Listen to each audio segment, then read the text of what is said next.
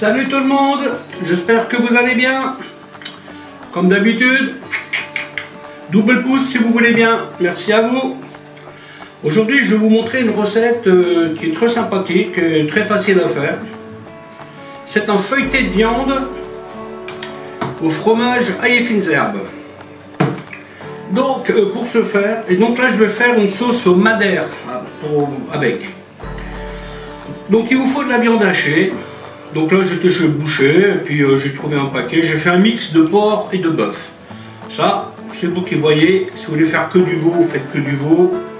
C'est à vous de voir ce que vous avez envie de faire. Donc pour la farce, je vais utiliser donc de la viande hachée, un œuf, de la chapelure. Ici j'ai de l'oignon que j'ai cuit au beurre, qui me servira en partie pour la farce. Et je vais aussi y mettre du persil. Évidemment, sel, poivre. Pour le poivre, je compte 2 grammes au kilo de viande. Et pour le sel normal, je compte 14 grammes au kilo de viande. Comme j'utilise du sel composé, mes 14 grammes, je vais les transformer en 17 grammes. Mais ça, c'est parce que, vous voyez, là, il n'y a pas que du sel. Donc, ceci dit, pour la farce. Pour la sauce, il me faut donc l'oignon qui a été cuit au beurre, dans lequel je vais mettre du vin blanc que je vais faire réduire à sec. Ensuite, je vais y mettre du fond brun lié, que je vais réduire à consistance légèrement trop épaisse. Et une fois que cette sauce sera prête, en fin de cuisson, je vais rajouter le madère. En général, quand je fais des sauces de ce genre-là, je rajoute l'alcool à la fin. Comme ça, vous gardez le parfum. Évidemment, je vais y mettre une feuille de laurier, un peu d'herbe de Provence, du sel et du poivre. Et je vais y mettre une petite goutte de pâterelle, parce que le fond que j'ai là, il est légèrement trop clair. Donc je vais le foncer un peu avec de l'arôme pâterelle. Une fois que ces étapes sont faites, je vais commencer à mettre ma viande en feuilletage. Donc là j'ai la pâte feuilletée. Et pour ce faire, il me faut donc de la dorure. Voilà, je pense ne rien avoir oublié. Je vais vous montrer comment faire tout ça. A tout de suite. Alors concernant la farce, j'ai mis 2 grammes de poivre au kilo de viande. J'y ai mis 17 grammes de mon sel composé. Un peu d'huile d'olive.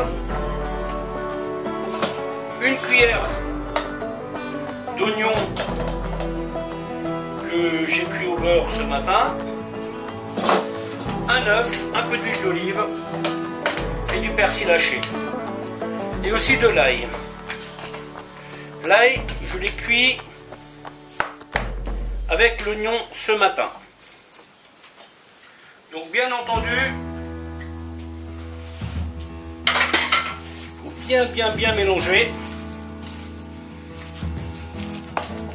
Vous ne mettez pas vous salir les mains, vous mettez des gants, tout simplement. Et là, je vais tout de suite faire des boules. Je vais mettre au frigo en attendant de préparer ma pâte et ma sauce.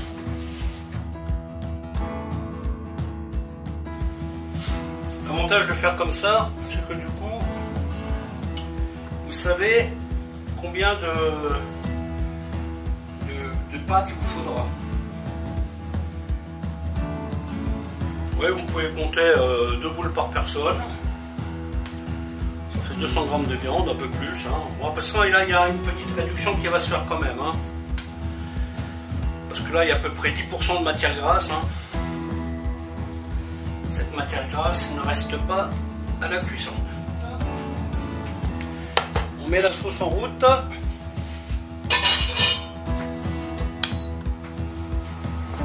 Donc là, je mets à peu près 10 centilitres de vin que je vais faire réduire complètement. Je vais y mettre ma feuille de laurier. Donc, comme je disais, en même temps que l'oignon, j'ai cuit l'ail. Un clou de girofle. Et une petite pointe d'herbe de Provence. Voilà, et on va faire cuire ça jusqu'à ce que le liquide disparaisse. Voilà, les échalotes sont donc réduites. On y rajoute le fond. Là, bien sûr, on rince le bocal. Alors là, je vais saler à la fin, hein, une fois que ça sera réduit. Là, je rajoute une petite goutte de patrelle. Hop. Voilà, ça va donner à ma sauce une jolie couleur. Et voilà, maintenant je vais la laisser cuire quelques minutes. Hein. Donc là, vous voyez, la sauce, elle est bien épaisse. Et donc, je vais la détendre avec du madère. Je peux en mettre beaucoup, hein, à peu près 3-4 centilitres. Hein. Je mets une ébullition et j'arrête le feu. Voilà, le moment est venu d'étaler la pâte. Donc là, on va essayer de faire un rectangle. Hein. Bon, toujours un peu rond, mais bon.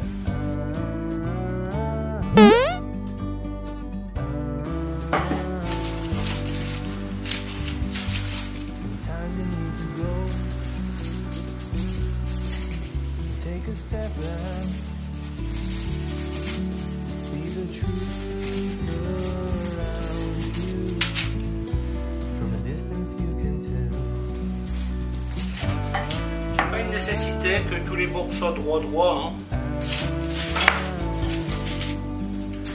Vu qu'on va l'enrouler autour de la viande. Voilà, donc je vais laisser ça comme ça. Pas besoin de faire des parures inutiles. Voilà. Ça va, ça m'a l'air d'être bien comme ça. Ensuite, opération suivante. Donc pour 120 g de viande, j'ai coupé des carrés de pâte 12 sur 12 à peu près. Hein. C'est 12, un peu plus, un peu moins. Et ça, on va le laisser, je dirais, au moins 30 minutes au four. Hein. Le four que j'ai mis à 200 degrés. Parce que la viande doit être cuite. Hein.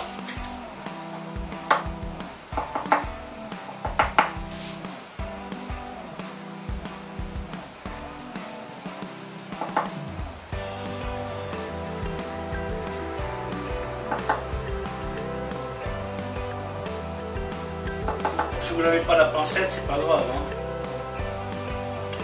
Ça c'est bien parce que ça scelle un peu la pâte, vous voyez, ça va. Vous voyez, vous allez chez votre boulanger, vous lui demandez de la bonne pâte feuilletée. Vous allez chez votre boucher, il vous fait la viande hachée. Parfois dans le commerce, vous trouvez de la farce déjà prête. Hein.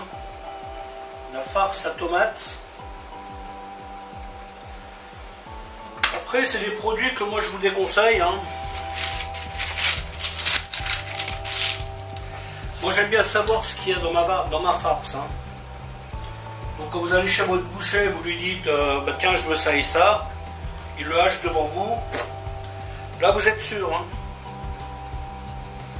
Par contre, quand vous achetez la viande déjà hachée, hein, vous ne savez jamais quels sont les morceaux qui vous ont mis dedans.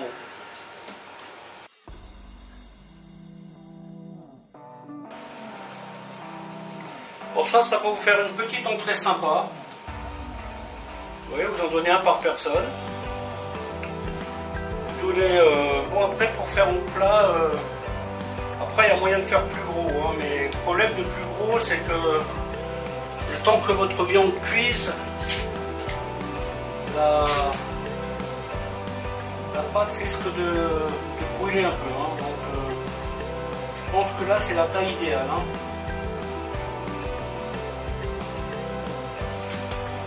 Et bien entendu, là je pars sur une demi-heure, mais je vais tester quand même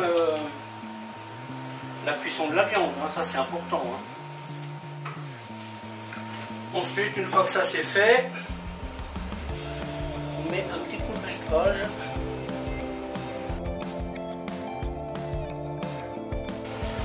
Dernière étape avant de mettre au four, le fromage, qui bien sûr va couler, hein.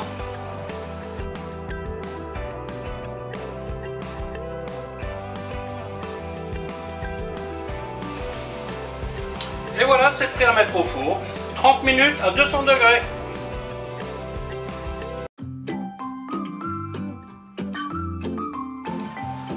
Petit détail supplémentaire, pour vérifier que votre viande soit cuite, si vous y avez mis du porc, vous partez sur 75 degrés à température cible, à l'intérieur de votre viande. Si vous n'avez mis que du bœuf, vous pouvez faire saignant, moins cuit si vous voulez. Mais pas avec du porc. Voilà, voilà.